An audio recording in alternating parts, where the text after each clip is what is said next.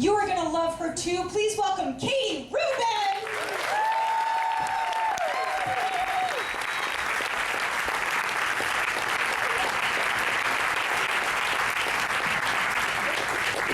What's up, everybody? Oh my God, there's so many of you. How's it going? There's the people over in the weird seats. I'm gonna have to angle and think about it and plan. How's it going? You guys seeing me here in my quinceañera dress? Feel like kind of like a pretend girl. That's okay. That's good. You gotta pretend every now and again. Wow, this is so great. It's nice. We have a wireless microphone tonight. I'm really excited. Usually you got a microphone, you know, with a long cord and it connects somewhere and you're dealing with it all night. You're kind of wrapping it around shit and it's kind of a situation. I like these. There's nothing here. It's like, it's easy to work with. I work with a lot of microphones. You people, however, do not work with microphones. And this is how I know that you don't. Because when you see normal people, healthy, loving, normal people such as yourselves, unlike performers, healthy, loving, normal people dealing with a microphone, what I've noticed is there's one of three ways you guys deal with a microphone. You do one of three things with a microphone. You're gonna take a microphone in your hand. I was at a Baja Fresh recently. Baja Fresh, making healthy choices, eating chicken on a Tuesday. That's what you do when you're grown up. Making healthy choices. Baja Fresh. Lady at the counter had the stretchy mic with the metal, that mic, and she did this into the microphone. Normal lady doesn't work with microphones. Number 42. Number 42. Number 42. The dinner is here. Number 42. Getting cold, it's getting cold. Nice. Yeah, you gotta make some sound at it. You gotta make some sound. It amplifies your sound, but you gotta make some. Next thing I like normal people do with microphones is this, they do the other thing. I was at a wedding recently, and the gentleman, the father of the bride, did this. Thank you all for coming to my wedding! My kid's wedding! If you weren't here, it wouldn't be a wedding! It'd just be me yelling!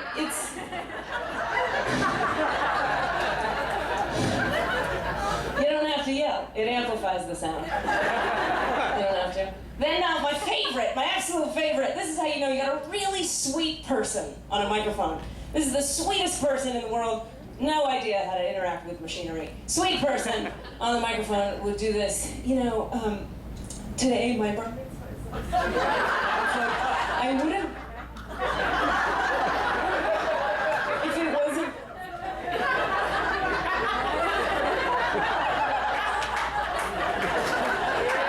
Such a part of.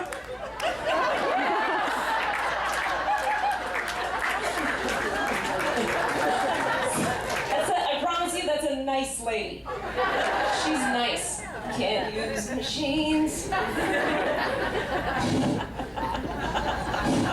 an alcoholic, everyone. Thank you. I worked hard. I'm an alcoholic. Any other alcoholics? Make sound. Yeah. Well, that was a weird noise you made. That was like a half like, we hate ourselves. And half like, yeah! It was very conflicted. I understand. I relate to that. I'm an alcoholic. 13 years sober. You can clap for that if you want.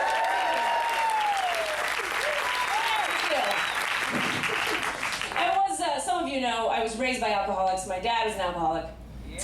Yeah! What's up, front row? Yeah, front row making noises already. I like it.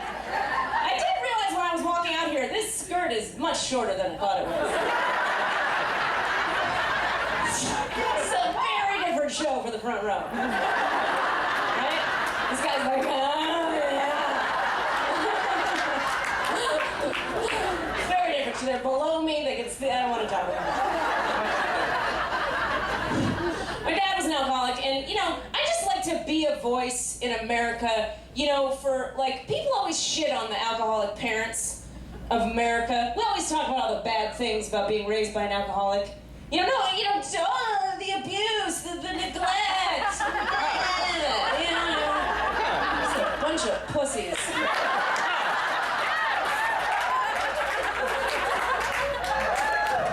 Come on. Nobody talks about the good things. Nobody talks about them. Okay, I don't know about you guys, okay, but for example, okay, all of my childhood friends, at one point or another, got to see my dad's testicles.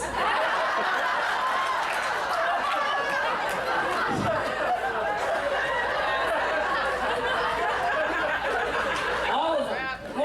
What about you, normal, healthy people? It's something about, they got to see the testicles. It's true, they did. It's something about the combination of doing tequila shots and then passing out on the patio in your 1980s runner shorts.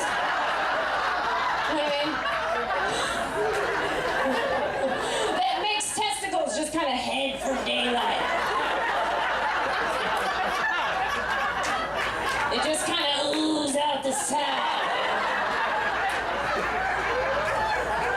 I'm coming to see the sun.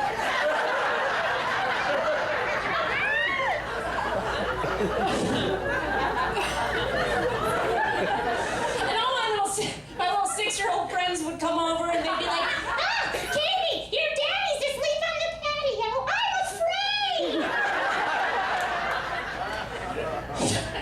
Because no 6-year-old should be seeing a grown man's testicles is the point. It's the worst thing, right? That's the worst. That's the single worst thing you could see as a child. There's nothing worse. That's worse than anything else. It's worse than if you saw like a dead animal in the road. You know, or like a severed limb. Or like that red thing that comes out of a dog penis.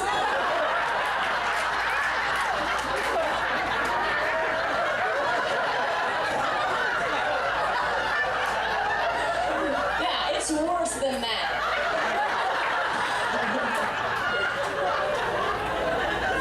The lipstick. Did you ever call it? Isn't that gross? There's always a kid, your friend who'd be like, "It's the lipstick." Like, even when you were 6, you were like, "Timmy, don't talk, don't talk." It's just fucking weird. My dad was awesome, though. I shit on him. My dad was great. He gave me some really great advice when I was young. He gave me these words of wisdom when I was far too young to hear anything like this. He said, "Kid, let me explain something to you about life. Only thing you need to know about life is every problem that ever happened because somebody put something they shouldn't have in their mouth."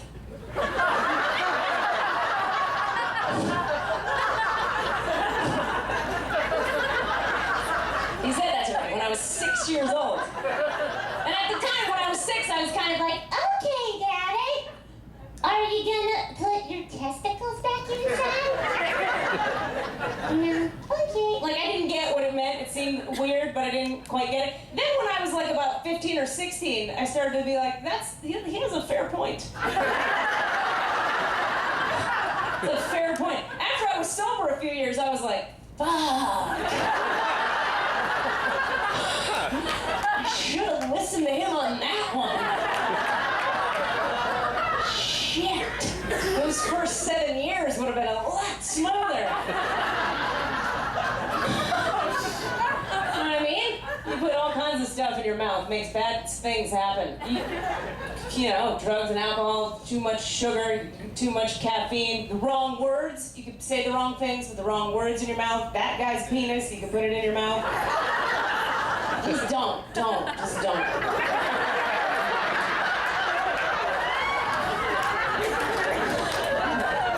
Have you seen this guy?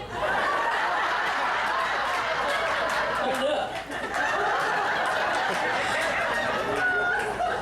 Very tall.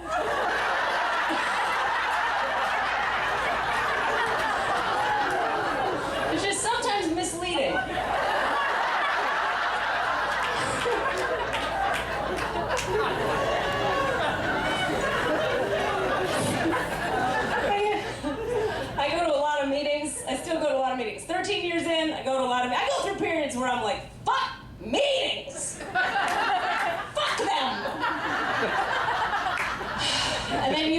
something uncomfortable happens and I'm right back in. And I love you people and we hang out and I remember that I like you and stuff. And I was in a meeting recently. You know, I have an issue. I have an issue with meetings. One thing I don't get is how in meeting, like I was at a meeting on Friday and it was a great meeting. A lot of people, a lot of joy, a lot of fun. I was speaking at the meeting, a lot of people in the room, and they're passing baskets of candy back and forth across the rows, just like 17 baskets of candy, just one after the other, fucking candy, candy, candy, candy.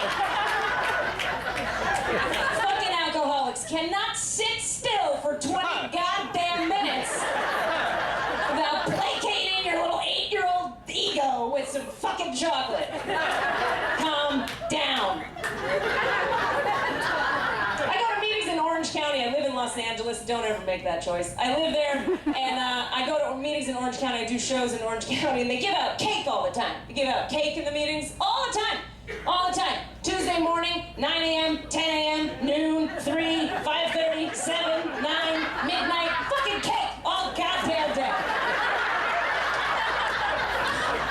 No one needs that much fucking cake. All day? Message. This is not a place for recovery, it's a place for diabetes. Drop the rock and pick up some intestinal diseases.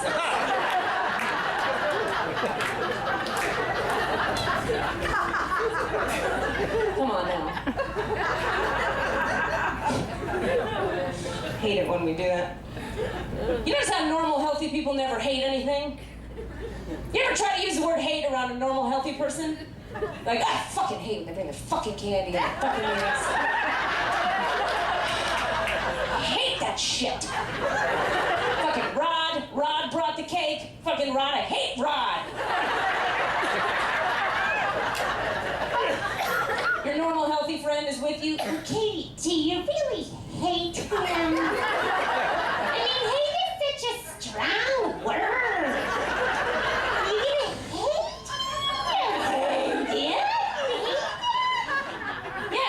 Shame and rage on my heart. I project that onto others. That's how I get through my day.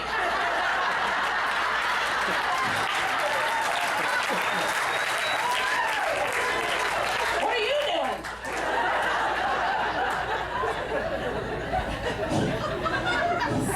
I don't hate Rod. He's just reflecting an aspect of myself I haven't been.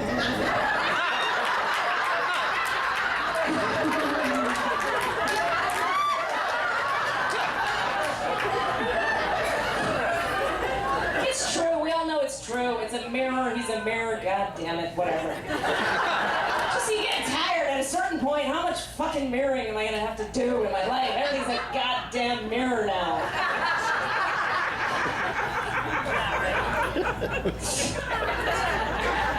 So, you know, it's probably my alcoholism that has me talking that way. Talking that way because I'm an alcoholic. We always blame everything on our alcoholism.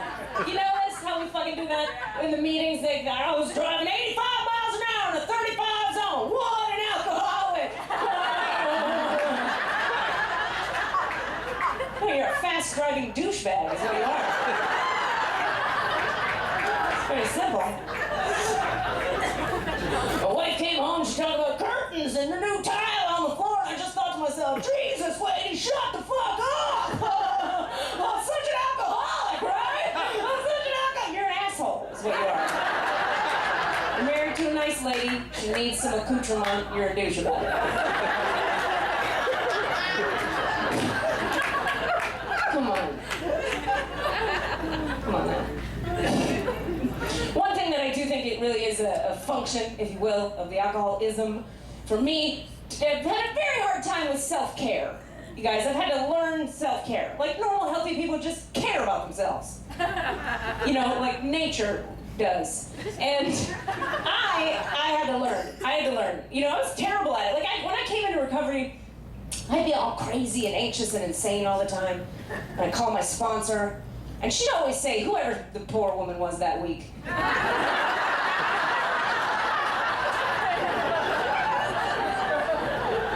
She'd always say something very kind, and totally useless. To me, because I couldn't hear a thing. I was insane, crazy, anxious, and insane. She'd always say something like, Katie, okay, so you sound a little, you're all over the place. Why don't you just have a self-care night tonight? and I'd be like, right, self-care, that's good, but when you say that, you mean like work 100 hours, eat 40 donuts, and then fuck a stranger. That's what you mean. That's what that is. When you say that, that's what that is. That's how I do, that's the fucking and the eating, that's what that is. Yes? No?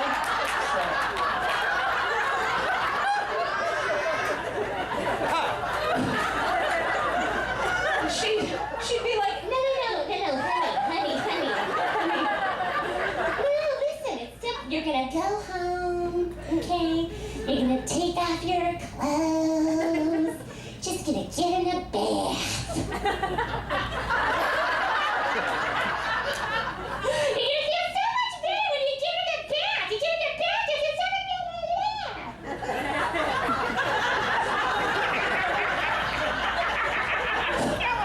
so I'd be crazy, anxious, and insane. I'd hop in the bath, and then I'd be wet.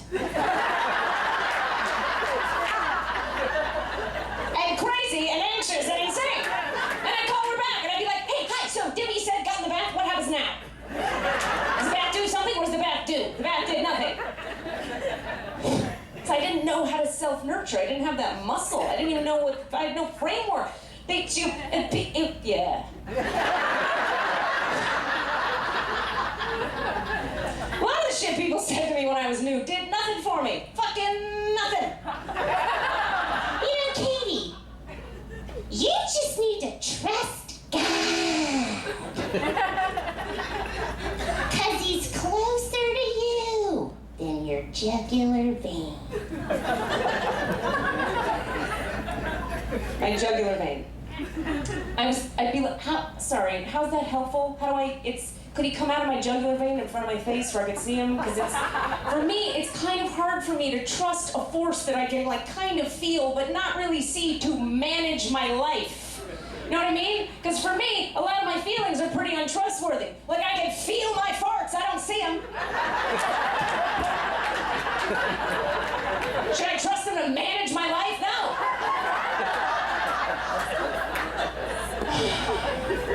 You don't know what that shit means in the beginning. Come on now. But I got good at it, you guys. I practiced. I acted as if, right? I acted as if. I did behavior modification.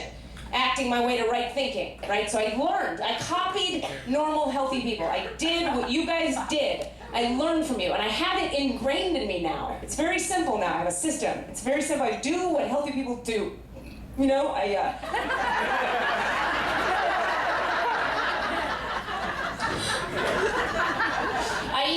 eat protein every 3 hours, every day. I make sure I get protein every 3 hours. I drink 2 liters of water a day, at least. I always get 8 hours of sleep. I never let my uncle's dog lick peanut butter off my vagina. Just normal stuff. Normal stuff. Self-care.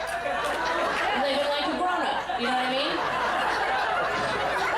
I put that in the past.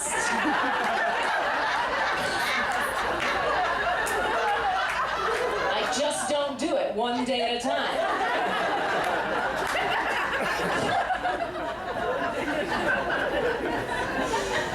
Yeah.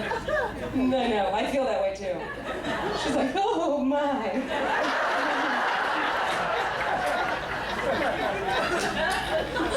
I have a hard time being grateful too. You know, we talk a lot in the, like, I fucking hate November. People know what I'm talking about. November. Gratitude month. I hate it. I hate gratitude month. Gratitude's hard for me. I mean, look, I'm into it. I practice it. But it's hard, man. And I don't like how flip people are about it. People just flip about it. They're like, Katie, why don't you just be grateful for what you have? It's hard. I'm like, fine, give me like 45 minutes. Maybe I can fucking turn this one around. Get off my jock in the meantime. Gratitude, I can't just boom, and I'm there. I can pretend if you want me to, but it's not. I always feel like, for me, getting grateful, it's like turning a cruise ship around mid-go. You know what I mean? If a cruise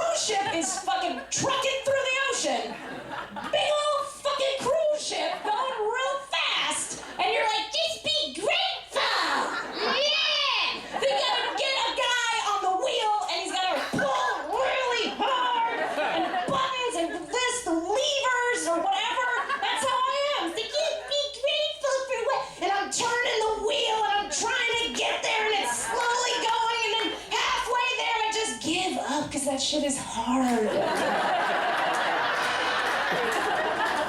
It's just being negative.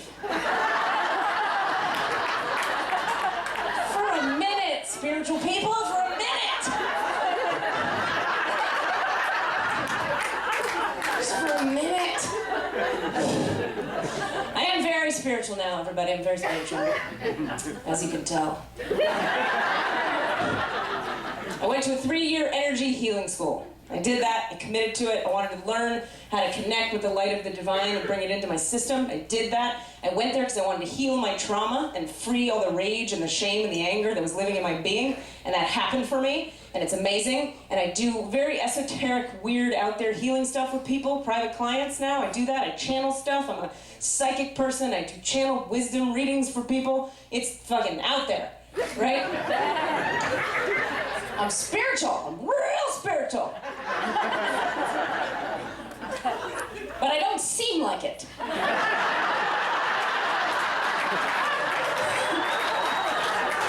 Right? None of you right now are interested in a healing with me. No.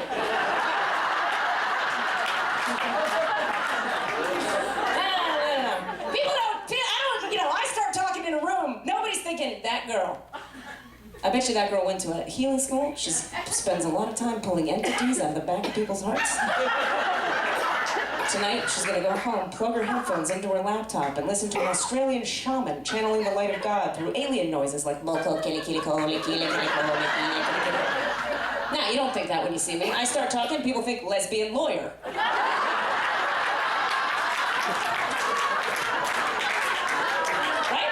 I understand. It's all right. Lesbians are good, lawyers are good. I'm not either. That's what people think. People want me to litigate their shit. I don't even know what that means.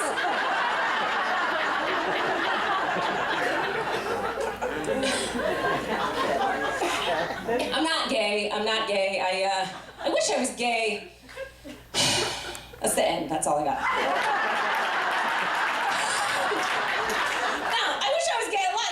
Hit on me all the time. The women think I'm gay all the time. It's very flattering. It's very sweet. I'm always like, I wish I could say yes to you. And I'm not gay though. I'm like, I am. I'll get real with you. I'm not. Yeah, I'm not like gay. But I'm like a little. I'm gayish. I'm like gay light. You know what it is? I'm gay adjacent. I'm gay adjacent. That's what I am. I don't want to, in my lifetime on Earth in real time and space, eat pussy.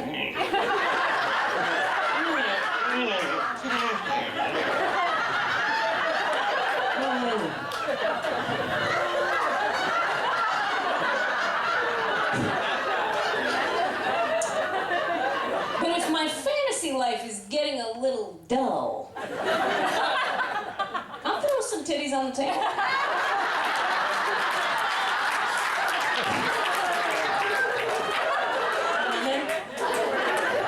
I'm gonna squeeze, get your face in there. Why not?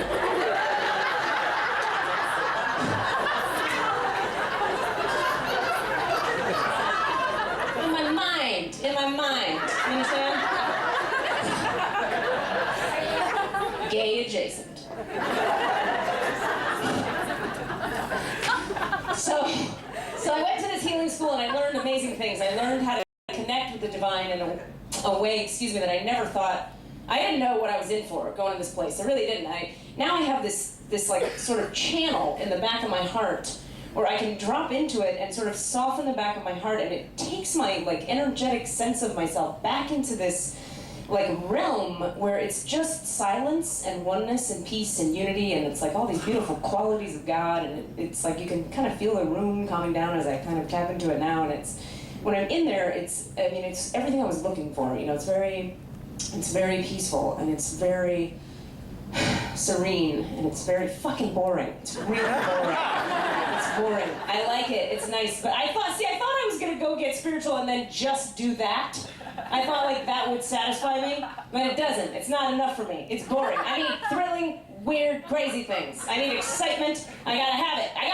It's sobriety. I did peace all day. I did that. Bored. wanted to kill myself. I was like, this was not the aim of this. To hate my life. This was not the aim. So I gotta have thrill rides in sobriety. You know what I mean? I gotta have excitement. I gotta have a party to go to. I gotta have some fun to look forward to. You know what I'm saying? I gotta have a little fucking adrenaline. We come in and we're like, hey, let go. You're addicted to adrenaline. Be addicted to adrenaline. Drink your coffee, newcomer. Do it.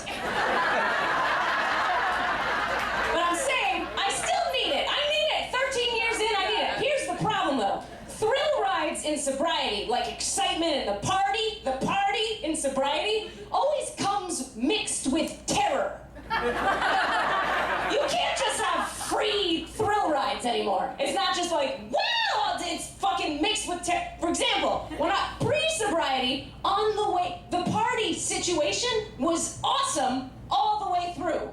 Okay, on the way to the party, at the party, after the party. Blast! Exciting, thrill ride. On the way to the party, we're gonna get some wow! At the party, I'm so fucked up! After the party, oh, I feel like shit, let's go get fucked up again! It was a good time, all the way through. Now, thrill rides, excitement, and sobriety comes with terror. This shit, this is my thrill ride, right here. This is a party, everybody. This is it.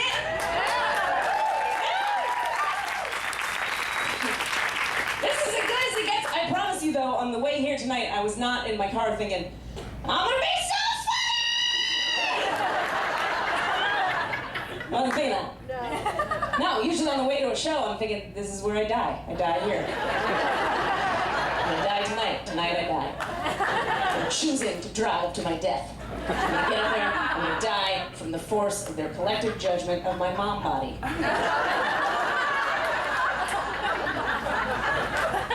I've embraced it. I have a mom body. I understand it. I don't have any kids, but I have a mom body. I do. I got like the apple belly, flat ass, and triangle saggy boobs of like a sad minivan soccer mom. Don't misunderstand me. Some minivan soccer moms are hot. I would not be hot. I already have I gotta go. I never had perky boobs, you guys. I never had them. When you're 16, you're supposed to be pert and taut with the boobs. I never had them. No, my boobs never went ping. They never did that.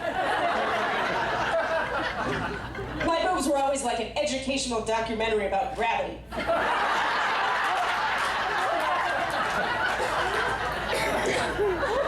My boobs were always just trying to help you understand where the center of the earth was. Confused? Follow Katie's boobs. Yeah, so I went to this healing school, you guys, and I thought, yeah, like I said, I went there because I wanted perky boobs. No. I went there because I wanted to heal my stuff, and I thought, you know, actually, Alicia and I had a conversation about this before I went to healing school. I was talking to her, and I sort of had this idea that I would go to healing school and become like a rock star badass. See, I thought when you got rid of your trauma and your pain, you became like invincible and strong. I did not get that you actually become like soft and open. I didn't know that was the aim. I thought we were gonna be, but like Alicia warned me. She's like, okay, you're cute. Go ahead, good luck. Go get strong. But don't be surprised if it goes different than you think. But I was, what do you fucking know? And I went, and I got all fucking softified. And I did not, that was not the plan. Like I went to healing school kind of like a rageful Eeyore. From Winnie the Pooh. You know, kind of like, oh, Balder, fuck you!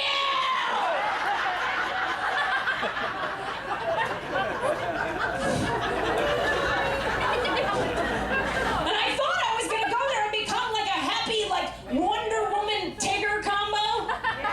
You know, like, Tiggers don't jump, they bounce! Woohoo! You know, like, ting, ting, ting, pain can't hurt me now! Woohoo! Ting, ting, ting, with my little bracelet. Didn't happen. No, instead I came out like a weird Piglet Winnie the Pooh combo. Like really sensitive and neurotic and a compulsive overeater. You know, like, I don't know if we should climb to the highest branch of the tallest tree, Christopher Robin. Maybe we should just stay here and eat all of the honey.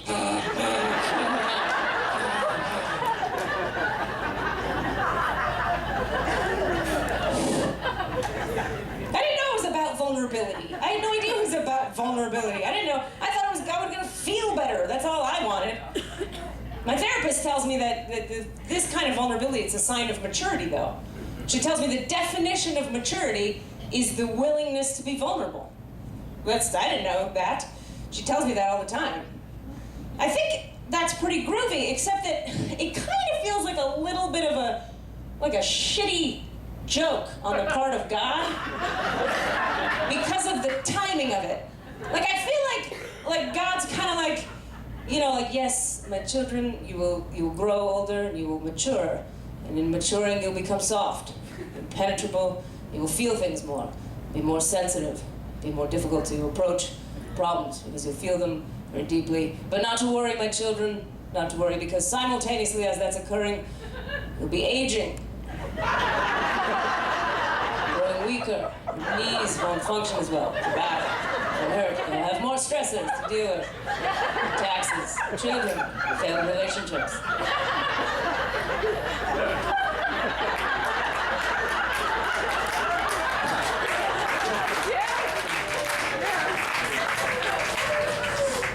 You're welcome.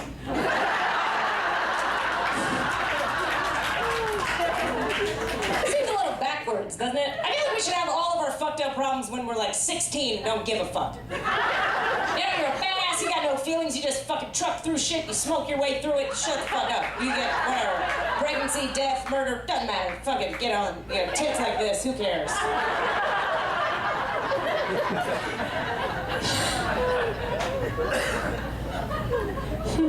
My therapist also says that, this is what she says. She's like, Katie. She doesn't talk like that. She just bothers me. So. Katie, listen, this is how it works, okay? You wanna honor, okay, all the voices inside. You just don't want the child driving the bus. All the kids inside are kids on a bus. You just don't want the child driving the bus. And I'm always like, that's good. That's good in theory. I like that in theory. I just don't think, I always try to explain it. I don't think you quite understand who's on this bus. I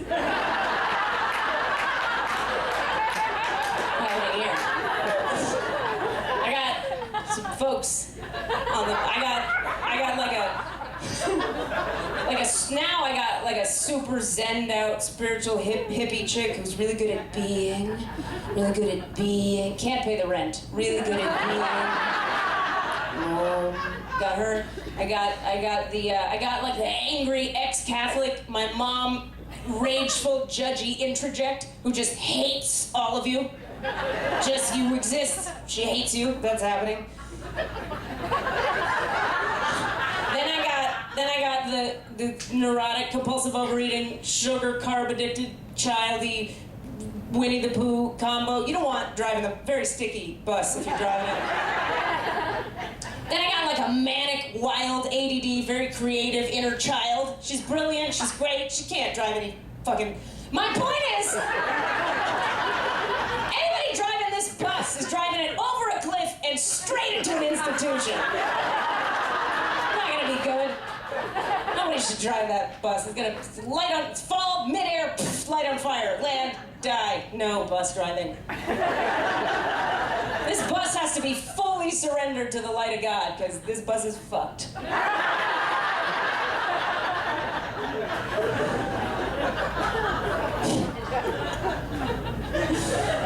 So I went to the healing school, very sensitive now, very psychic, very spiritual. This is real for me. I get psychic information all the time. Very sensitive, very psychic, very spiritual on the inside, right? Very aggressive, direct, and Jewy on the outside. Aggressive, direct, Jewy on the outside. It's a weird dichotomy, and it's confusing for a lot of people, particularly the men I date. It's very confusing. It's a complicated system to interact with energetically, because I want my men to be badass, fucking aggressive, Jewy type men who can do shit in the world. And I want them to have a soft inside, psychic, intuitive, inner thing. I want both of those. So it's confusing, the messages you get on a date with me. Energetically, the message is, yeah, just pay for my dinner, carry my heavy shit, hold the door open for me, then open the fourth layer of your heart and expand into the Malakut realm, dude.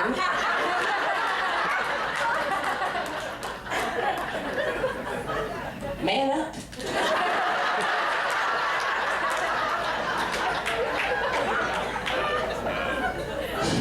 It's confusing. So another part that's hard about having this like new psychic information that I get, I can't control a lot of the times when I get psychic hits on things. I can't control it, and sometimes weird things happen, okay? I want to tell you the story, this is a 100% true story, of the very weirdest time I ever had psychic information come through the back of my head. That's how it happens. It comes as like a passive thought back here, and then I feel it in my body, and I just kind of know that the thing is whatever the thing is. So I have permission from my friend Alicia here in the room to tell the story because it involves her. So, yeah, it's gonna get awkward. It's gonna get awkward. It already is. I like it. Okay, so I meet this guy, and we wind up back in his apartment after we've been on a few dates, after we've been on one date.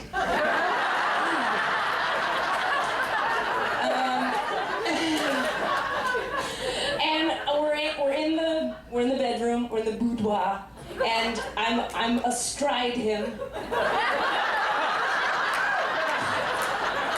And our mouths are interacting. Okay, and it's just at that moment, this is a true story, it's just at that moment where the kissing turns into mouth fucking. Do you know what I mean? Where it goes from like, oh, we just met at a tentative little to, you get in there, you know what I'm saying? It's just clicking over. It's just clicking over to the mouth. No penis vagina time, just mouth clicking. And it's just about to click, and I get this knowingness in the back of my beard. Yeah, and his mouth is here, and the knowingness comes, and the knowingness says, this mouth is actually meant for Alicia Datner. Yeah, so I'm with him, and all of a sudden I pop up off of him, and I'm like, ha! And he's like, what? And I'm like, this is gonna sound weird.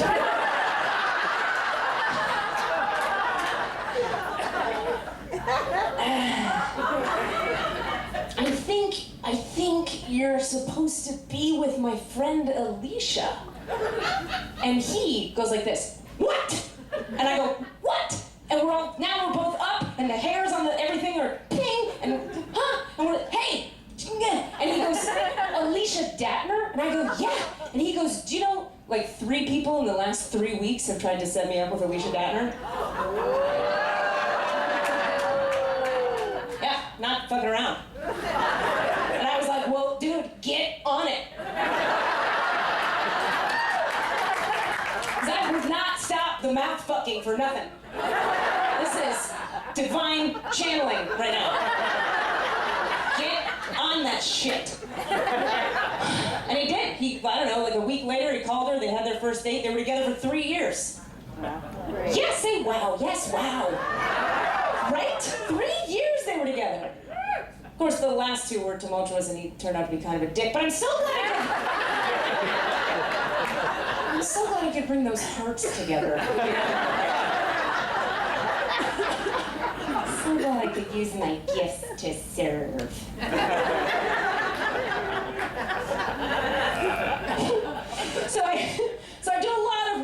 esoteric stuff. My life is very out there now, very spiritual, psychic-y, weird. This is why in recent years I've liked to date dudes. Like straight up simple dudes. Dudes who are just dudes. You know, nothing too I'm very complicated. I want just a dude who's a dude, simple dude. Like my last guy that I dated, he was great for me. He was great. He was simple, he was like a southern boy, he was into baseball cap wearing, cigarettes, smoking, and fucking. He was into TV, football, and fucking. That's it. It was great. So I'd have like a big, crazy, esoteric healing experience, a few clients in a row, I'd be exhausted, show up at his place after, I'd be like, what's up, babe? What are you doing? Ah, nothing. Just waiting around to do some fucking. I'd be like, good, let's get on that. Very simple. I liked it. It was good. The problem was, we didn't really have that much in common.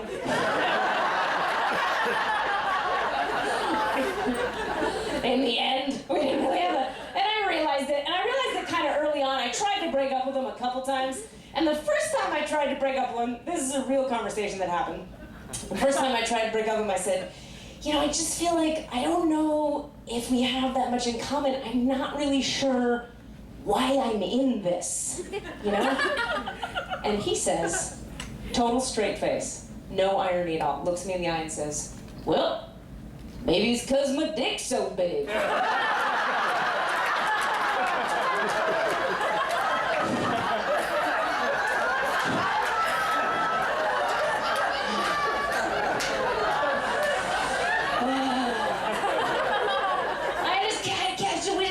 Each other for a while. So I kept waiting for him to be like, nah, I'm just fucking with you, that'd be crazy, I'm just fucking with you. He didn't, he just went.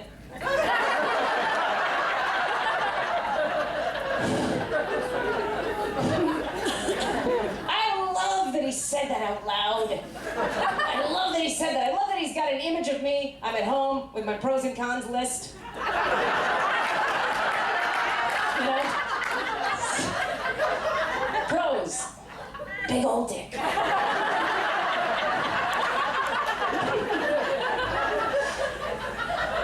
Cons, 87 other things.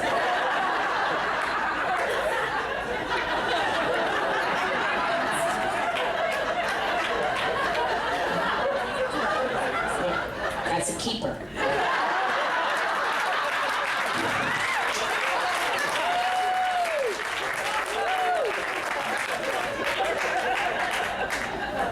It's 'cause my dick's so big. I called him one time. I knew we had troubles. I called him one time, and I was like, what are you doing? He goes, nothing, just being cool. And I was so done in that moment. I was just done. I'm like, really? Anybody, if you're still prioritizing being cool in your day, you got, you know, do the taxes, buy the groceries, be cool, you're a fucking child. I can't date you. You gotta date teenage girls. I can't date you. Come on, being cool, really? I feel like maturity is like getting all right with that you're never gonna be cool anymore. You're not cool. You're not cool. None of us are cool. If you're a grown-ass person, you're formally, officially not cool. Grow up, like get on board, get on the train. And I learned through dating him. It was a really good experience because I learned the difference between boys and men. It's very simple. I learned it through him. And the difference is men, you know, boys think in order to, boys are all like shoulders and dick. You know, they lead with their shoulders and the dick. It's all like, what's up, girl? What's up? Girl, you see my shoulders? I'm gonna fuck you with my shoulder, girl. I will shoulder fuck you. You don't need to do all that. If you're working so hard, you're a child. I don't want it. Boys think in order to be a man, you gotta have bravado, you gotta be cool, you gotta have a big old dick. It's dumb. Men understand. Men have grown, they've done their work, they understand. To be a man, you gotta be sensitive, open-hearted, you gotta be communicative, and have a big old dick.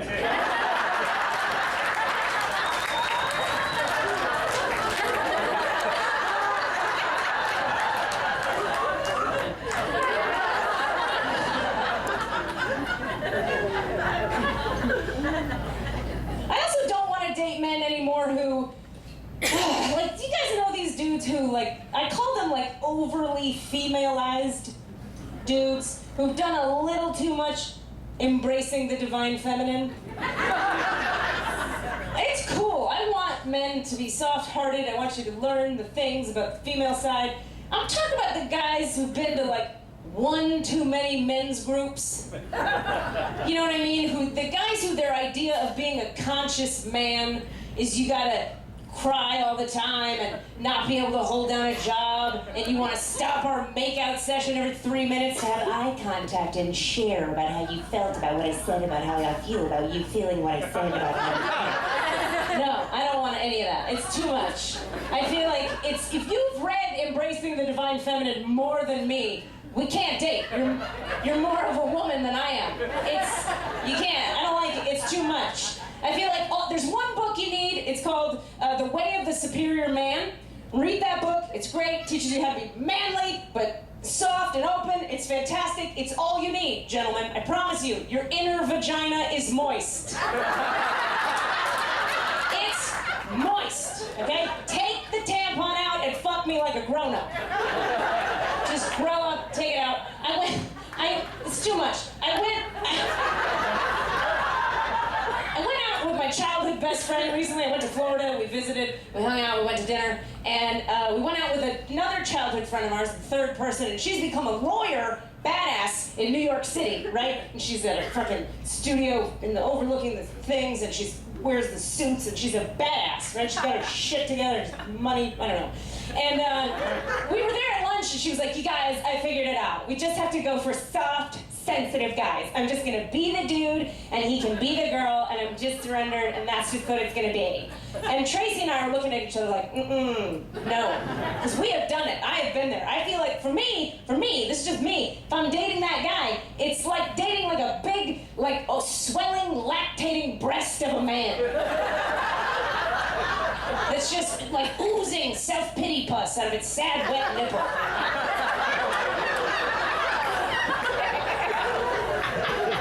No. I say no.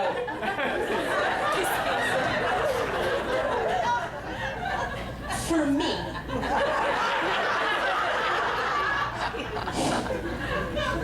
I wear the vagina in this dynamic. I wear the vagina. Thank you. We should applaud my vagina.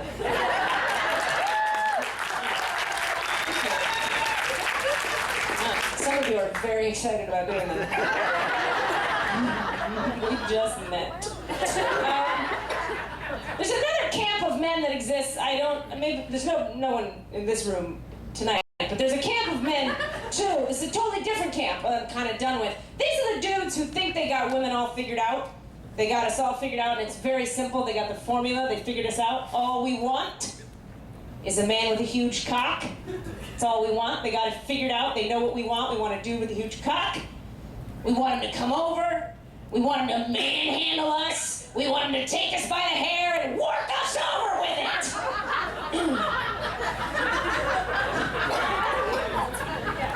And that's true.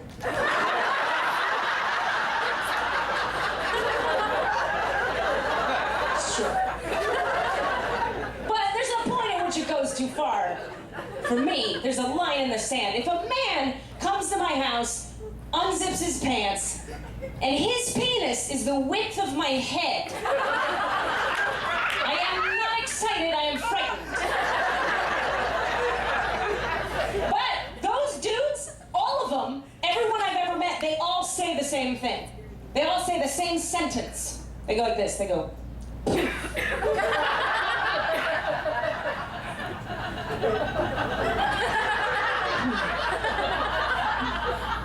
yeah, you like that, don't you? They all say it. They all say that sentence. I feel like they go to some big penis man convention somewhere. And they're given like a pamphlet. You know? Day 3, what to say when you reveal your very large penis. Yeah, you like that, don't you? No, I don't like it. I'm afraid of it. It's not gonna fit in here. It's not gonna fit anywhere. It's not gonna fit in my apartment.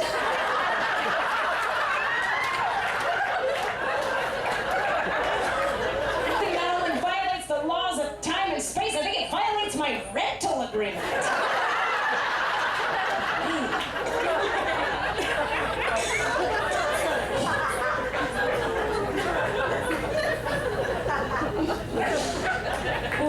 Talking dirty. Then I thought for a while, the answer was to date spiritual guys. Right? Clearly, if you're having problems, normal dudes, date the spiritual guys. If you're a spiritual girl, spiritual guys. Learned a few things about that choice. Spiritual dudes, they're okay. They can be real arrogant, though, sometimes, about their fucking spirituality. Dudes get real into how spiritual they are. And when I went to the healing school, there's a lot of spiritual guys there. Very spiritual, very high states of esoteric learning and consciousness and surrendering to the oneness and the... You can be living in very high states of vibrational ecstasy and be a douche. At the same time. Like, I dated this one guy, and he would say shit like this. You literally would say things like, yeah, you know, I meditate 2 to 3 times a day. My guru calls me to India a couple times a year to lead seminars in his name. I can levitate both consciously and unconsciously, and I never eat dairy. And I was always like, why don't you just say what you mean, dude? Why don't you just come out and say it? Go ahead. Girl, my spiritual dick is this big. Girl, I could fuck you from India with my spiritual dick. I will astral project fuck you into another dimension, girl.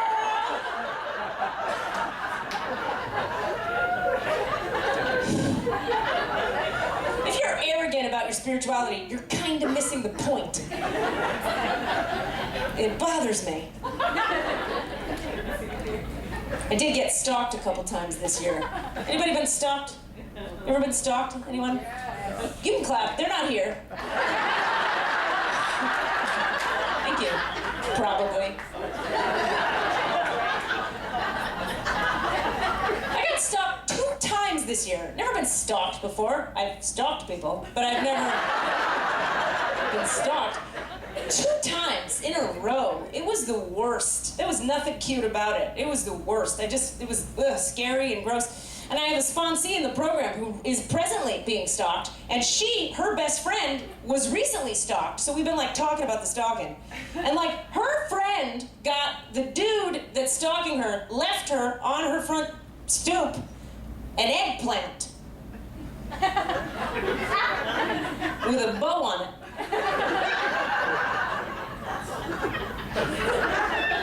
Then another time she came home and she had told him something about her dog. It was expensive to go to the vet. She had to take the dog to the vet. That was a challenge for her. Months before she had told him this. She comes home and there's 100 carnations in the shape of a dog on her step there. It's just fucking weird. Right? That's like creepy and weird. And then my sponsee was talking about she's getting all these threatening texts. And she got, like, he left, like, airplanes, paper airplanes through her window with notes on them, like we're 7.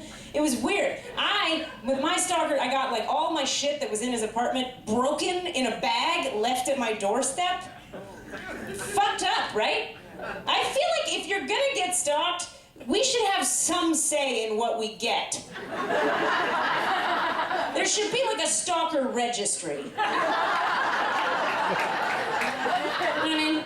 You'd have like a little stamp or like a little sign next to the creepy shit that he leaves, or like just on the stoop, and it's like, thank you for stalking Katie Rubin. Please visit katierubin.com/registry. # leave me the fuck alone. Something like that. You know what I mean? You go on there, you go to Crate and Barrel, you go to IKEA. For the Jewish girls, straight to the bank, could be a Bank of America, click.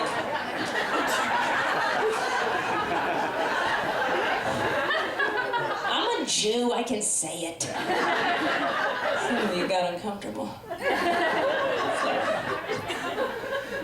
I have had some positive dating experiences. I don't want to give you guys the wrong impression. I've had some really positive dating experiences. I dated a guy this year in LA who was a great guy. We had a lot in common.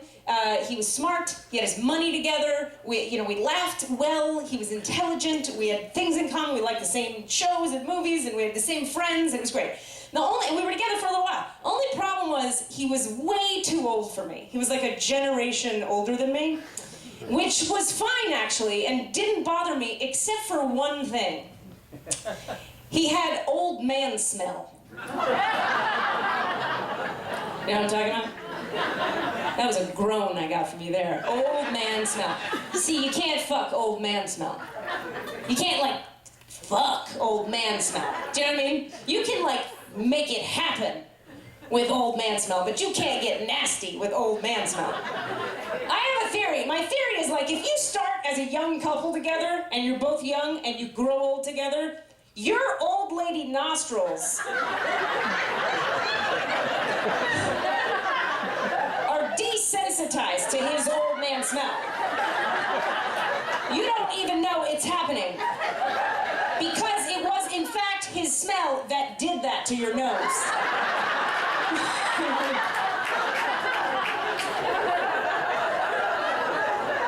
But if you got young lady nostrils and he's got old, it's not gonna work out. It's not gonna work out. So it didn't work. And on that note, you guys, I thought I would do you guys a favor tonight. I've written Katie Rubin's dating tips right here on this. Yeah, that was pretty cool. Katie's dating tips, because clearly I'm someone from whom you should take advice. These are my dating tips. I've gathered them over years of hard work on the streets. All right, some of them are pretty straightforward. Some of them I think are pretty insightful. We'll see what you think. Okay, first one, very simple. If you don't like his penis, it's not gonna work out. You gotta like it. I mean, I'm not saying it has to be perfect, but you gotta be a fan. You can develop the fanhood a little over time, but I'm just saying, keep that in mind. Just keep it in mind. Number two, if the kissing is bad, walk away. If the kissing is bad, come on. If you got the darty tongue, no.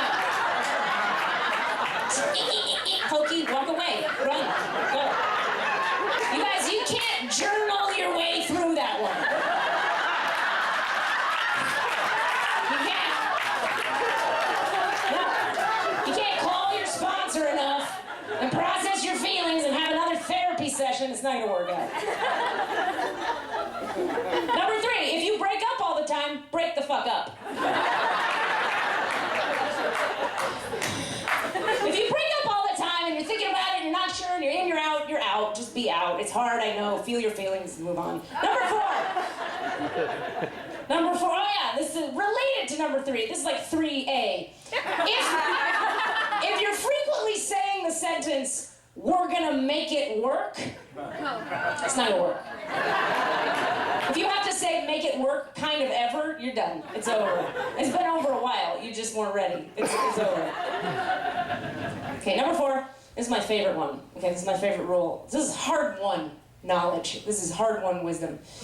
If, okay, ladies and gentlemen, if the first time you have sex with someone, it is mind-blowingly good. You have orgasms all night. It is the best chemistry you have ever felt in your life. Go away, that's a serial killer.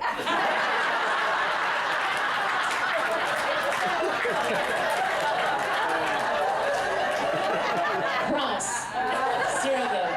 It's a case of what I like to call too much chemistry. Too much chemistry is a problem, because later, when he's a douchebag, you can't hear the douchebag words because the sex energy just has you.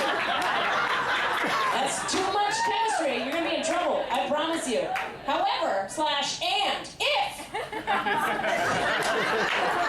the first time you have sex with a person, the first time you have the sex is terrible and awkward and the rhythm is off and the darty tongue. Go away. It's bad. It's not enough chemistry.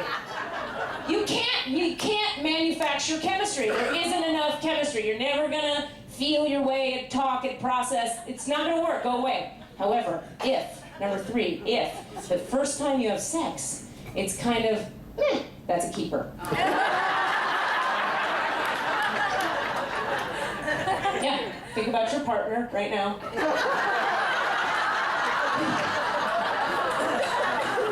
I'm telling you, if it was, it's a good choice. Good choice.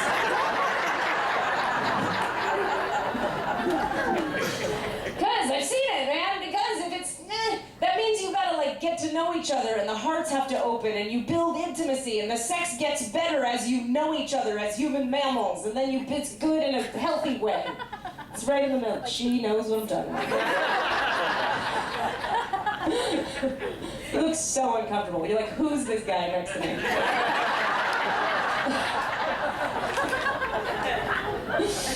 That's what, oh, okay, and then I've got a final one. Let's see, what is it? Okay, right. The final one is, fucking use condoms. Ugh. Just use them, they're stupid and terrible, and I fucking hate them. But, get the test so you don't have to use them, and until then, just use them.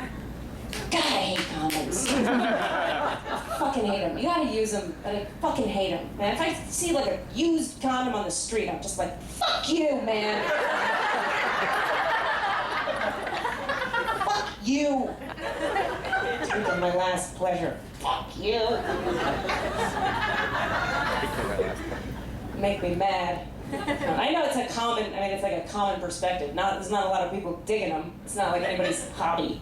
Not a lot of people home on a Sunday on the front porch with your honey like, Honey, Sundays. Love the Sundays with you on the porch. Warm nature. You know what I could use? Just top this whole experience off. Nice cold condom. Put it right over the edge.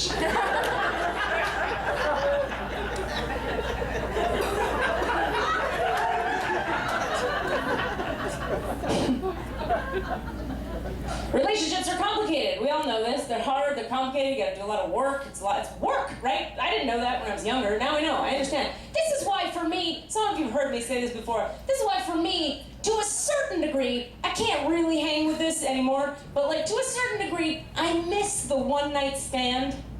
Do you know what I mean? I miss it a little bit. I met one person nodding, one honest person. One honest person. And I know her. I know all about it.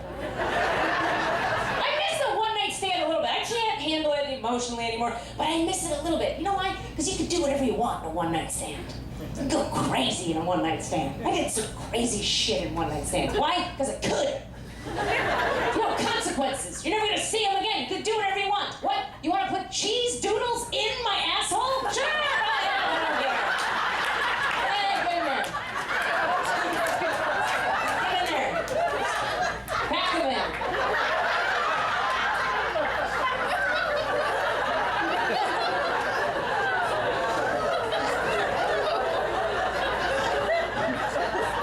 Yes, your cousin can watch. What do I care? Hey, as long as I never see you two again, you can light my vagina on fire. I don't care. Do what you want to do. I used to date around a lot when I had really low self-esteem. And a lot of low self-esteem dating. It's hard when it's hard. It's mostly hard for the man when you date. When women are low self-esteem dating, it's hard for the man who has to date a low self-esteem woman, because low self-esteem women, we like to give really subtle clues about what we want you to do to us in bed, and then get mad at you for not being able to read them. We're like, oh, that's right. Maybe you can. What if you want?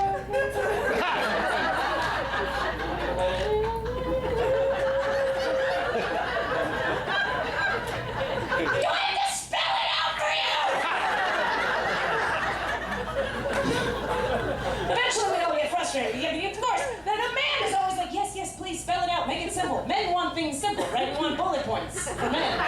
Men want an instruction manual, bullet points, simplicity, clarify. I understand that. I respect that. I appreciate it. I made mine up. I have a card. I carry it.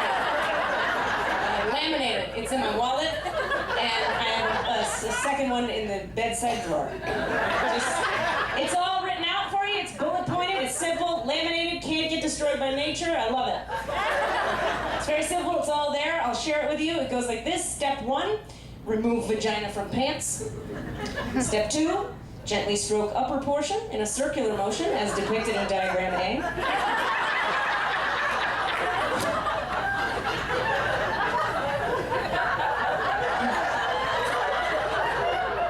Step 3, insert 2 fingers, not 1 or 3, 2 fingers into vagina while repeating step 2 with tongue.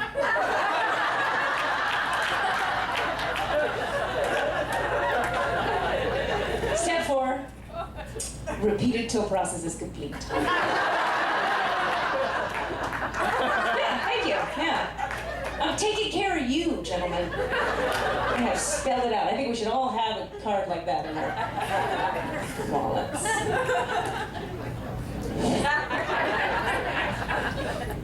So I'm very spiritual.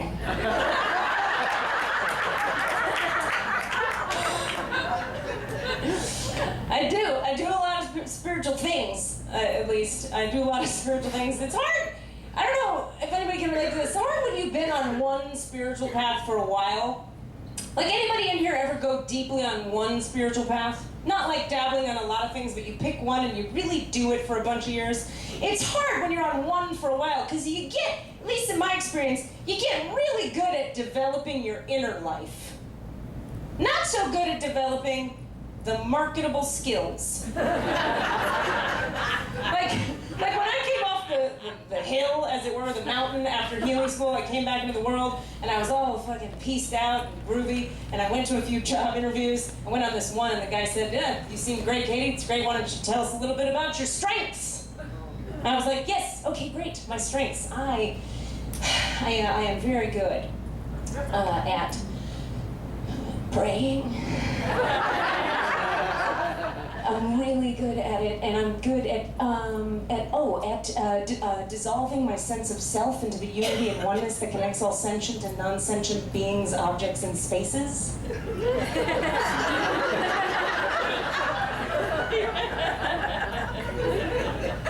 Excel? No, I can't use Excel.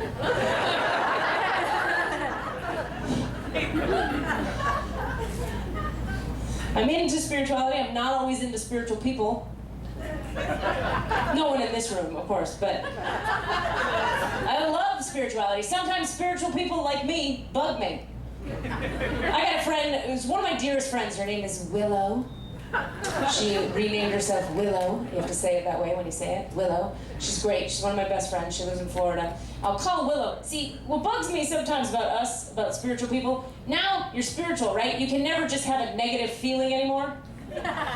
You can never just be sad or angry or tired, right? You're always positively reframing shit. Like, I called my friend Willow recently, and I was like, girl, how you doing? And she was like, Well, Katie, you know, the left extension of my corporeal essence is vibrating at a frequency that's less than pleasing for me. So your arm hurts? Is that what you said? Did you say your arm hurts? Can you just say your arm hurts? Your arm fucking hurts. Say that your arm hurts. I called her another time. This happened. I called her another time, and she was like, I was like, how you doing? She's like, well, Katie, my dad just transitioned. Which is spiritual for died. My dad just transitioned, and I'm just like so happy that his soul is free. I was like, honey, you sound sad. Can you be sad? Your dad is dead. It's okay to be sad. She's like, no, Katie, no. I'm only sad when my ego attaches to the fallacious notion that my father, the only man who ever loved me, should be conscious, sentient, and upright. It's my ego.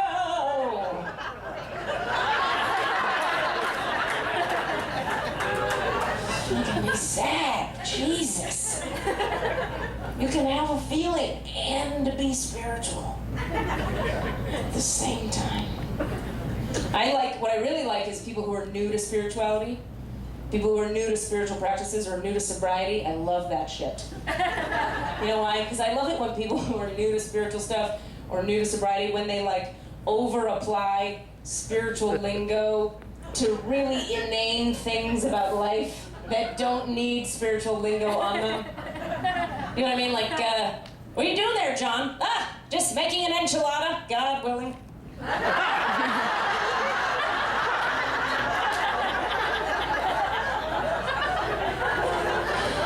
Really? You're gonna put the God willing on your enchilada making?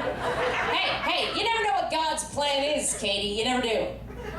Maybe this microwave blows up while I'm making this enchilada, huh? Maybe I lose an eye in the incident. Maybe that opens my heart to the suffering of others. I become a male nurse at a children's hospital.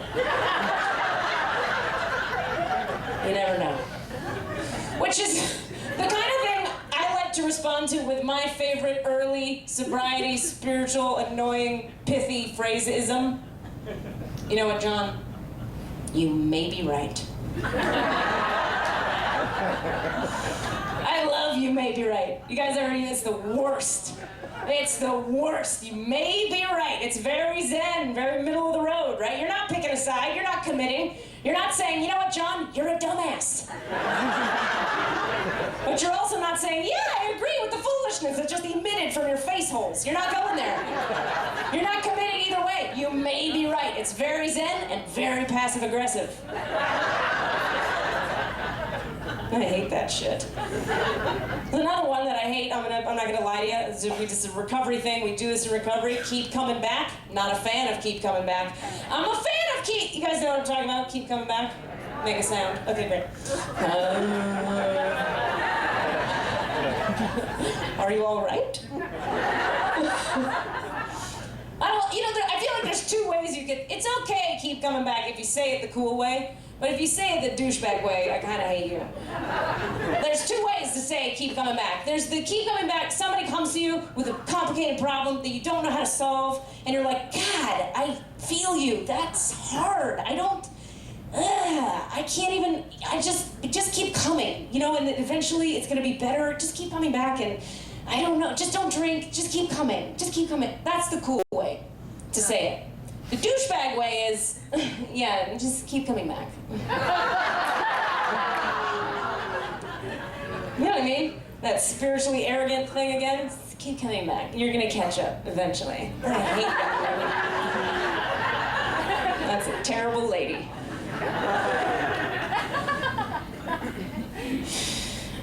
We're gonna go here. I'm a little nervous about this joke, but we're gonna go here. I think you guys can handle it. You're pretty loose and groovy. Right? We talked about dicks already. You're all right. I went to the healing school and I learned some things about religion that I didn't know, that I actually came to respect religion more. I used to sort of hate religion. And I learned a concept in this healing school that I like about religion. They said, religion is not designed to be, it's not just the senseless dogma that you follow because you should. They described it like this. They said, the spiritual practices and the mysticism are like the sap of the tree of you, okay? The sap glows through the tree, gives the tree its sustenance, okay? The religion is like the bark of the tree, and it acts like a protection and container for the sap. Okay, so without the bark, the sap would just run wild, it would gather dust and get dirty. Without the sap, the bark has no depth and no meaning. So you need both, and they feed each other, and I love that idea. I think it's a very nice idea. My issue is, I don't like when religion says that two ladies shouldn't drink each other's sap. Why not? Why not? The sap is flowing, drink up.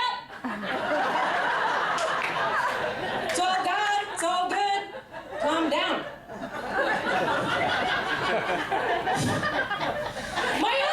Thank you. I told you I was a fan of that one. All right.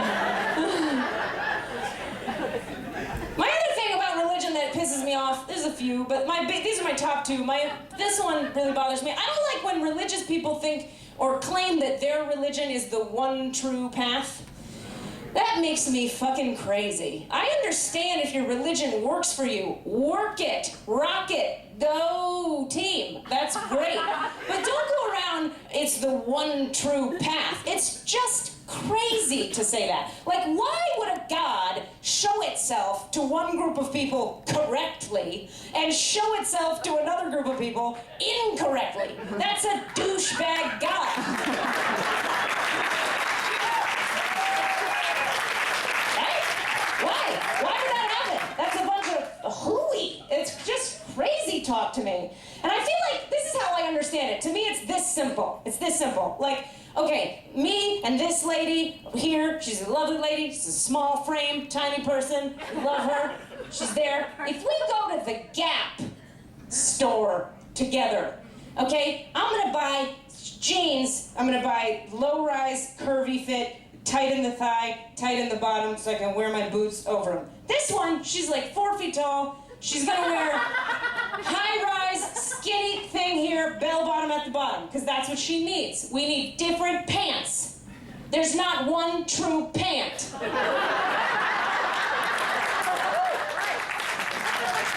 Many pants to God.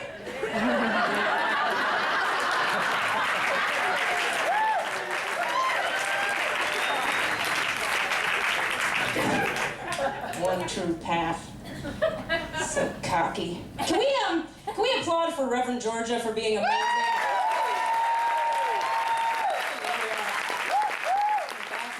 There she is. Let's clap at her. Yeah, I mean, that's a lady doing some good work. This is her place. If you don't know, if you don't come here, come on a Sunday. Just come. Just show up. It's like groovy and chill, and they meditate, and there's a bowl, and people sing and dance, and there's gay people left and right, and there's big fat people and tiny little people, and sick, fucked up, twisted weirdos. Yeah, I fit right the fuck in. Just come out. It's very groovy. She delivers a deep spiritual message in a very, like, what the fuck kind of way. Here's the deal. People are a pain in the ass. We have to rise above it. I know, it's terrible. We gotta do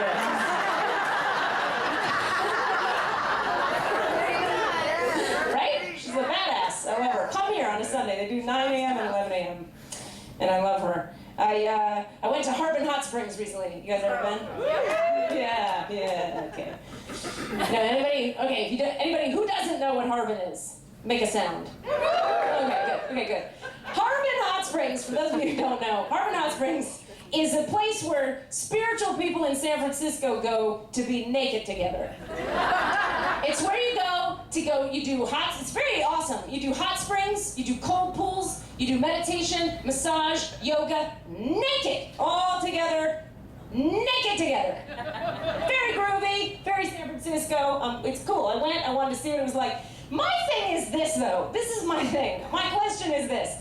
I don't understand when or how or why it was that nakedness and God became a thing that were friends. When did, like, spirituality become about nakedness? In the history of spiritual evolution, I don't remember any stories about Buddha going, take off your pants. It didn't happen. I don't get it. I'll do it. It's fun. But I don't fucking get it. You know what I mean? Like, to me, spirituality is for, like, when my heart is tight and I resent people and I'm tired and I'm anxious and I need to soften my heart so I can be generous again and kind. It's like an inside job. It's like a thing that happens internally. It's when I'm cranky and feeling pissed, my first thought is never, God, I wish I could show some old guys I don't know my labia. If only I could show them my labia.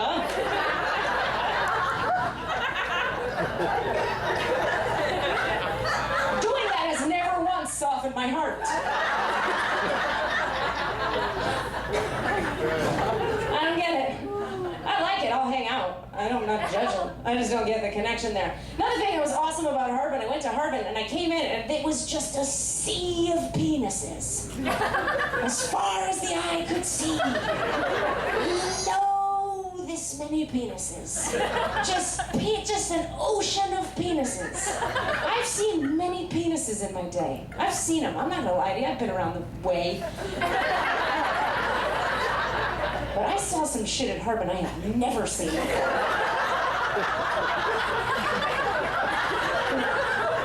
I saw a man with an innie.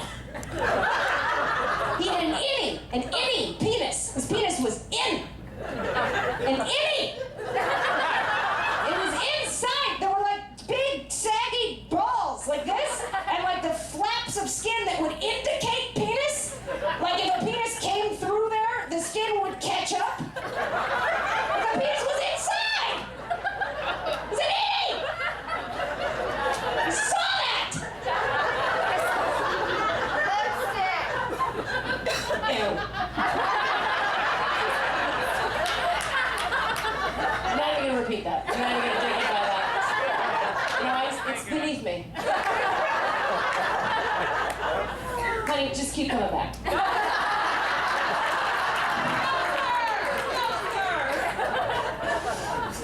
Comedy jokes. He had an innie. Went to Harbin. And by the way, I would like to announce this right now, you guys. Every gentleman in this room, this is like a public service announcement, okay? Just because I've been talking about penises up here tonight, and vaginas, and boobs, does not give you permission to be creepy with me after the show. No, we're not friends now, and you can't tell me all the stuff about the things you never tell other people. Don't do it. This is a comedy show. I say inappropriate, humorous witticisms. It's not reality. Don't bond with me later. Fuck. Some fucking dude came up to me after a show in Orange County a couple weeks ago. This was his opener. He opened with this. He goes, "Hey man, thanks so much. I really relate to what you said. I mean, I don't suck dick like you do, but I love to lick pussy." And then he kept talking. He said more words after that. I don't know what they were at all. Because the moment he said, "I like to lick pussy" as his opener, I kind of shut down a little. He wanted to bond with me about that. Like, we're friends of the put. No. Don't do it. So my relationship to Harbin is kind of indicative of my relationship to all things hippie. I love hippie shit. Like, I'm a very good conceptual hippie. Yeah, theoretically, I'm all about the granola, the crunchy, the earth, saving it, goddess, mother, dreadlocks. I'm into it. I'm conceptually good hippie. In reality, bad hippie. I'm a bad hippie on earth. Like, I'm not good at it. Being a good hippie takes a lot of work. It's a lot of work. Like, for example, I am not ever making my own kale chips at home. I'm not gonna do it. I'm not gonna, you know why? Because that involves kale and time and a stove. I don't have any of that. You gotta go places and buy it. I'm not doing it. No, I'm gonna buy 5 kale chips in a plastic bag for $16 at Whole Foods.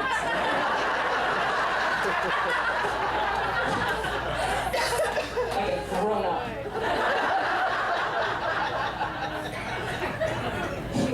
I'm also bummed out I'm a good conceptual hippie, you guys. I'm just bummed about some of the practicalities. Like, I'm bummed about the soap and the shampoo and the toothpaste, because it doesn't make you cleaner. It's a good idea, but it's made of twigs. It doesn't make you cleaner. I feel like Dr. Bronner's is like an exercise in denial. It is. You put your Bronner's on in the shower, you spray it all over you, you think you're doing good for the earth. I'm getting so clean.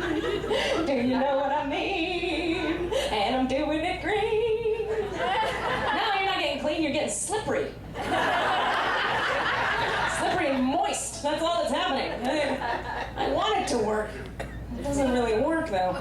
I want to start to wrap up, you guys, with some ideas like this. I want to tell you about. Let's talk about money a little bit, just a little bit. I'm working on my money consciousness. That's how we have to say it, right? We're spiritual now. Working on my money consciousness. I am. I'm working on it. I've come a long way. But here's my issue. My money now, these days, is very bipolar. Like, I'm stable, my money is bipolar. It's weird. I make like thousands of dollars quickly and then no $0 for like a long time. And it's back and forth, like, and I don't like it. I want to even it out, you know what I mean? So I gotta do some clearing work, I gotta do some consciousness work, I gotta do some stuff. And I recognize that. It's fucked up. Like June, my June was like this. The first 2 weeks of June, I spoke for women, like 2 women's groups, public speaking, talking about spirituality, inspiring people, touching, moving, inspiring people, thousands of dollars, paid all the bills, did all the things, there wasn't any more money. So the second half of June, I was working at a BMW dealership in Los Angeles for $9 an hour. That's fucked up. Shouldn't be that way. That's all kinds of, why did I say yes? And I should, I know the thing. It's fucked up though, it's wrong. It's like if you were at the Olive Garden and the president showed up and was like, balance the budget, figured out the healthcare situation and brought you excessive carbohydrates. I'll get some extra cash on the side. That would be weird, right? I'm not saying I'm like the president. I'm just saying it's all backwards and fucked up. I got work to do, and I understand that. So when I was at that temp job, I was there for 3 days, and I came to an understanding. I've met this understanding before, but I think I got it this time. It takes me a while. What I came to was, okay, this is good. Temp jobs and jobs you hate have a purpose, a very important purpose. If you had a temp job that you hate, or a job that you hate, it has a single, solitary purpose, okay? Here's what it is. It motivates you to get your shit together so you can get out of that terrible situation, right? Right? Yeah! That's what that temp job should be for. If you're there at a job and you hate it, use the rage that's seething within you. Use it to get on the computer and apply for shit, or call people, or send an email. You know what I mean? I was there for 3 days, got my shit together. I saw 3 things at that job that made me understand what needed to happen, that I needed to leave, and I want to tell you what they were. I saw 3 things, and we're going to start wrapping up with this. The first thing I saw was a gentleman came into the place. It was a lovely place, BMWs all through the place, shiny new cars, everybody's wearing a suit to work, it was very fancy. This guy comes in, jean shorts, a wife beater, and a lit blunt. Lit blunt, smoking weed inside the dealership. Comes up to me, I'm at the desk, and the desk is like a half circle like this. And he comes up to the desk and he's like, yo, I'ma get 2 of these. I'ma get 2 Beamers, I'ma get 2 of these. You know why? Can't the cops catch you when you got 2?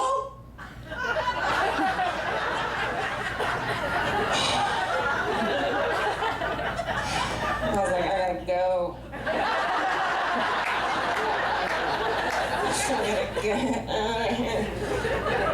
The salesman came to help him. This is all real. The salesman came to help him, and he showed the salesman his picture on his phone of his last Beamer, and it had bullet holes all through the bumper, fender, whatever, and he was proud of that. Then he got on his bicycle that he rode in and went. Ting, ting, ting, ting, ting, ting. Rode his bicycle away. That same guy, this is still the first example of things I saw that made me want to leave. That same guy came back the next day and got into an altercation with a homeless guy that was outside the place. And the fight went like this. This is a word-for-word depiction, act out of the fight that occurred. Yo, fuck you! Nah, man, fuck you! No, fuck you! Yo, kiss my dick! I gotta go.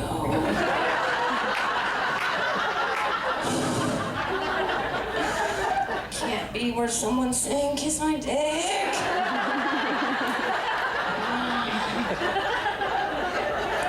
It also felt like a weird way to up the stakes in a fight. It didn't really feel like a steak raiser, you know what I mean? It felt more like a peace offering. You know what I mean? Like it should go like, fuck you, no, fuck you. You know what, man? Just kiss my dick, we'll call it a day.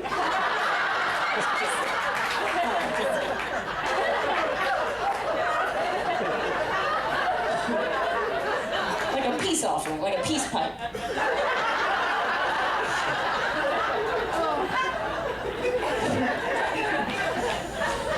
Second thing I saw that made me be like, I'm done, is that the homeless gentleman that this guy got in a fight with, this is all true, the homeless guy outside, well, he was, let me be fair, he was either homeless or very hip, I couldn't tell. And he had one side of a cardboard box, it's got 6 sides or whatever, he had one side of it, and he had ripped it off, and the cardboard box, and it said, "Fuck you, have a nice day." With a smiley face at the bottom. And I just felt like this guy's marketing team just did not really have a cohesive message. You know what I mean? I was confused by the approach. It felt very like, go away, come here, go away, come here. It was conflicted, it was messy. Do you know what I mean? I felt like, I don't know what the product is. I don't know how I'm supposed to interact with the sales guy. Is he selling? Is he buying? I don't know what's happening. You know what I mean? You don't see that. That's not how it works. You don't see big, successful companies out there doing that kind of confusing shit, you know? PetSmart is not advertising. Like, you're a dick! Puppies are soft. You can't do that. It's confusing. But then I thought, because he was there for 3 days, I thought about it a lot. Then I thought, well, maybe this guy, maybe what he's doing, he's marketing to like a niche market.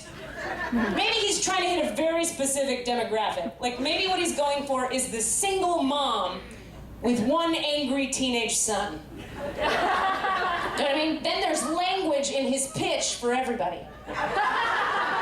Right? Fuck you for the son, have a nice day for mom. It's good balance. That makes sense to me. I feel like that campaign has legs. If that's where he's going, it has legs. Because you can write a lot of copy around that premise. Do you know what I mean? You can go a lot of, suck my throbbing hard cock. Brownies are ready.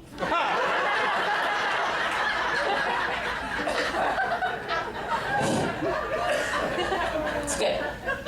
Then, that happened. And then the final thing I saw that made me get my shit together was this. There was an Armenian gentleman, and now his Armenianness is irrelevant to the story except for the accent you'll hear shortly. The Armenian gentleman who, I was there for 3 days, and remember, I'm in like a half-circle desk, right? And this guy spent the entire 3 days just kind of sharking me. Just kind of sharking around the desk like this, like wouldn't ever look me in the eye, made no eye contact, did not say a thing, just kind of sharked me from his side shark eye, just creepily checking me out from the spot. I'm not looking at you, I'm not looking at, but he's sharking me. It was really uncomfortable. It went on for 3 fucking days. Finally, on the 3rd day, I was at my computer like this, and the circle was like this, and I was over in this corner, and I was in the computer like this, and this guy just materializes in the chair next to me. Just like out of the corner of my eye, a man just poof, he's just there. And I'm like, just stay very still, stay very still. And he goes, we've never spoken, ever. And he goes, you like Snicker bar? You like Snicker bar? You like Snicker bar?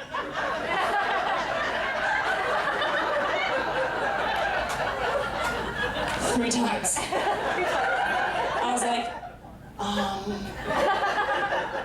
no, yes. You take half Snicker bar. Take half a Snicker bar. You take half of my Snicker bar. Okay.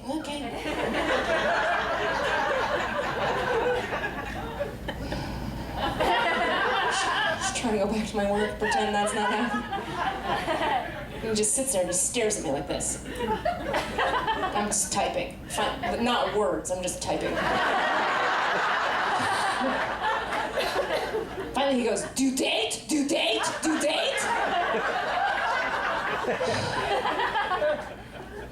Yes, I date. I'm a human mammal. Yes. What are you into? What are you into? What are you into? Why do you say everything 3 times? What are you into? What do you mean? What your type? What's your type? What's your type? Funny, smart, spiritual, maybe sober, I don't know. Huh? Sober. I smoke the weed. I smoke the weed. I smoke the weed. God That's okay. All right. How's that working for you? Well, I used to smoke the weed every single day. Then I said, psst. Now only smoke the weed 3, 4, 5, 6 times a week. 3, 4, 5, 6 times a week only. Smoke the weed 3, 4, 5, 6 times a week. Only times. And then I quit the job.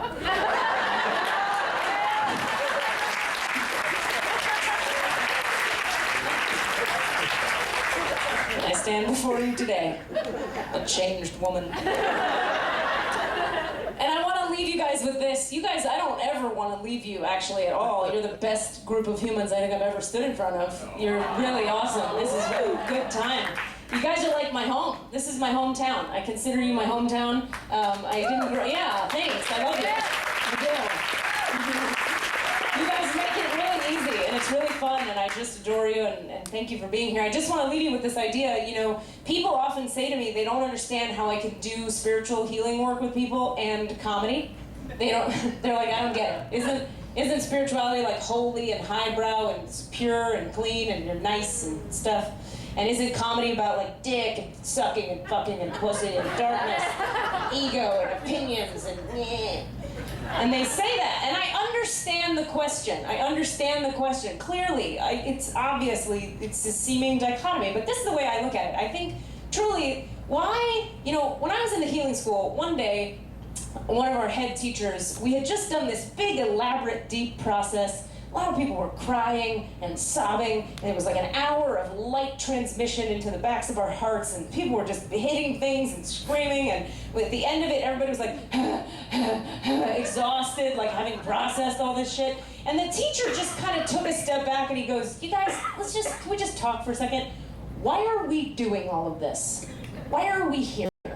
Why are we doing that? Everybody was raising their hands like, to be healthy, to get better, because the book said so, because I've been sober a while, because CD, our guide, says this is the way, because it's the right thing to do, because I used to be a jerk and I want to be nicer. People are just da-da-da-da-da-da. And the guy just eventually goes, everybody stop.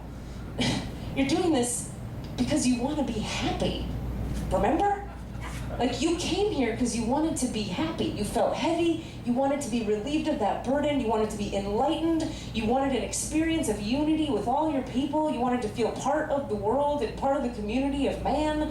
You wanted to be happy and connected, right? And we were all like, oh, right. Like, we forgot. We're so busy being spiritual and trying to be good and trying to get well. We forget it's about lightness and happiness. Why do you come to a comedy show? You want to be happy. You want to be enlightened. You want to feel a part of your community. What's more bonding and more unity building than laughing together in a room about some other guy's penis? Nothing, I said. Nothing. Now, granted, one form of things is a high vibrational form. It's a high vibration. Spirituality is high vibrational. Comedy, a little bit lower vibrational. It's a lower vibrational form. Same thing. So I just like to thank you for vibrating at a very low frequency with me tonight.